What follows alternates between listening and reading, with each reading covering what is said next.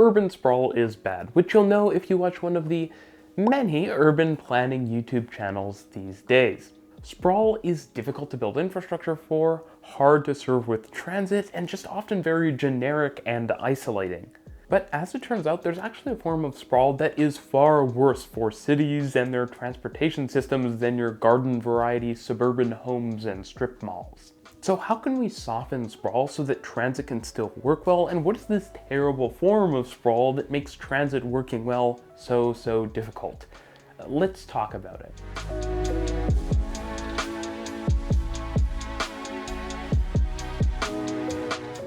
Welcome to RMTransit, a channel about the urban form of cities and how that affects public transportation.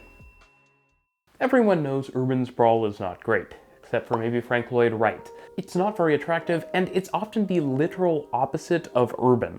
Low density, fake green spaces, and minimal interpersonal interaction, transit, or walkability. But not all sprawl is created equally. Some sprawl is actually pretty dense and urban. Whether that be large parts of medium density in cities like Montreal, streetcar suburbs, or suburban tower blocks in cities in Asia. Often, suburbia is just a pretty seamless expansion of urbia. There's also compact sprawl and the idea of new towns, which can be compact developments built around train stations, outside of cities that have lots of amenities, housing, and solid transit connections. And since they're relatively compact, they're sort of an early 15-minute city. The idea of new towns is sort of an antidote to policies like greenbelts, which restrict urban development but have often unintended consequences, like leapfrog development, where development leapfrogs over the greenbelt, as well as limiting construction and new development along rail lines as they're traveling through the belt. Copenhagen's finger plan model, which in my opinion should have been adopted much more widely than, say, greenbelts, solves a lot of these problems. Instead of trying to restrict development within a belt, the finger plan restricts it to fingers built along the S-Tog lines of the rail system in Copenhagen, which can still technically grow further out as opposed to the complete restriction of the encirclement of a belt. This also works a lot better with and for those suburban train lines that travel out from a city, since you don't have to build mileage that goes through green fields and pastures where you're not allowed to build any development so that you can get to places where you actually are developing.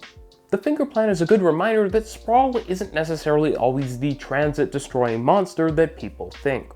Indeed, Sydney's suburban rail, Toronto's suburban buses, and London's underground network all show that you can actually serve residential sprawl fairly well with public transit. But of course, there is a form of sprawl that is a transit-destroying monster, and that would be known as job sprawl.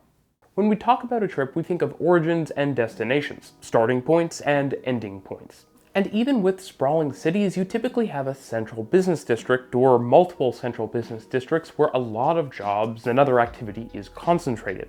You can see that from London to Montreal and Santiago to Sydney. Transit can often succeed quite handily when there are such centralized destinations, where you can build a network to them that is actually relatively simple and not incredibly expensive. Even though the fastest and highest capacity forms of transit tend to be very expensive, even in places where transit isn't all that expensive, they can easily be justified by the funneling down of people into a city center that you get with this type of city layout, even post-COVID. So then what's job sprawl? Well, it's exactly what it sounds like, a much less concentrated job and office market with offices spread throughout the city. Unfortunately, in some ways, this is seen as being in vogue in urban planning. Putting jobs closer to the people means less commuting, which is seen as a good thing. But you only need to look at a few examples and think about it a bit more to see why it's so problematic. Imagine you live in an inner suburb of a city. Maybe it's even a pretty walkable area. And you get a new job in an office in a different inner suburb, which might pass the urban planning and aesthetic smell test. It seems fine, right? You might even be able to get there on transit by taking it into the city center and then back out. The issue is, if your company didn't already see the value in a downtown office, the suburban office probably isn't all that much better. And even if there are decent transit connections traveling into and out of the city center, the truth is it's often easier to drive, even if those transit connections exist. And once you have the car, you're going to use it. And of course, an office near a suburban train station is the gentlest form of job sprawl. It's not uncommon for suburban office parks to be located in seas of parking or with parkades near highway interchanges, which are incredibly inhospitable to human beings. This is actually very common in the Bay Area, for example, which is a big part of why it doesn't get way more transit ridership. Transit just isn't practical for a lot of the journeys people make. These kind of office typologies are incredibly difficult to serve with transit, and we don't even really try most of the time. Office buildings tend to be separated by seas of parking, driving is really easy, and people are generally pretty well paid, and so driving is the natural way to get to them. Now what's funny about this is that downtown offices aren't bad for drivers in the same way suburban offices tend to be bad for transit users. So many cities are accommodating, usually overly accommodating, of people driving in for a job, with lots of wide streets, highways, and underground parking. Even if you don't have that, most cities do have some park and rides that drivers can use to get into the city center quite simply. The natural question to ask is, what about every other job? Not everyone works in an office, myself included, obviously. This is true, of course, but the major difference is that office jobs tend to be quite specialized. That both justifies a greater amount of travel, but also means that employers are trying to grab from a larger job market so that they can find more of those specialized workers. There are always going to be local jobs, be it at small businesses, community centers, or grocery stores. But by their very nature, these jobs can't all be concentrated. And usually the goal with getting people to them in a sustainable way should be walking and cycling, since usually employees don't need to live all that far from such jobs. Now obviously jobs or school, which has a very similar travel pattern, aren't the only things people travel for, but they are some of the things that people will travel the longest for since they're quite specialized. Because of this, people tend to be willing to travel a quite significant distance compared to other more common journeys. And because in the case of a job, you are literally getting paid to do so. Clustering these destinations in a single or a couple locations can massively expand access. And as an important corollary, the existence of such a high-quality transportation network for accessing central destinations can pull other destinations in. From sports stadiums to museums, hospitals to shopping centers, nightlife destinations, and hotels. Despite the fact that even in progressive cities, people often complain about the relocation of suburban amenities into the city center, the reality is this isn't a slight against the suburbs. It's simply moving those destinations to places where everyone can access them more easily. On top of this, an important note to make is that office densities tend to be much higher than residential densities. And this drives even more transit use with the same size of building. So when planning new transit lines, you shouldn't necessarily focus on residential high-rises, but instead office high-rises, where far more people will be traveling. Offices tend to have much larger floor plates, but they also have more density per floor, since a desk is a lot smaller than a condo unit.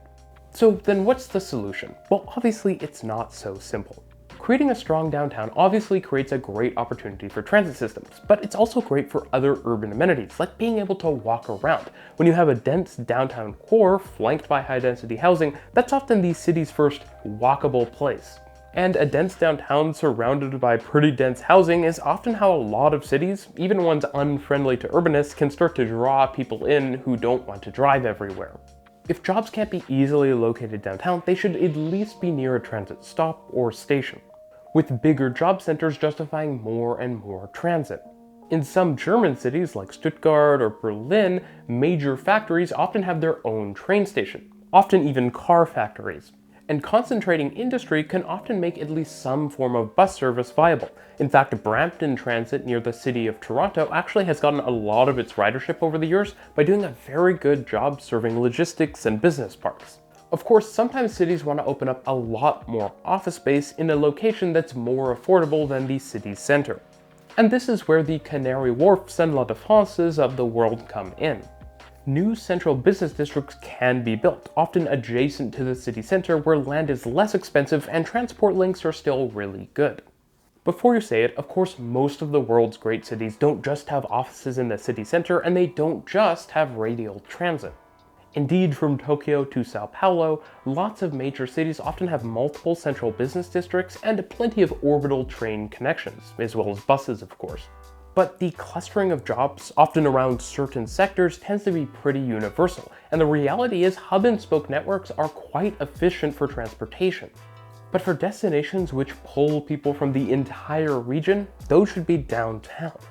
And that's just because most networks are going to be better at radial transportation than orbital transportation. And that's just geometry. Thanks for watching.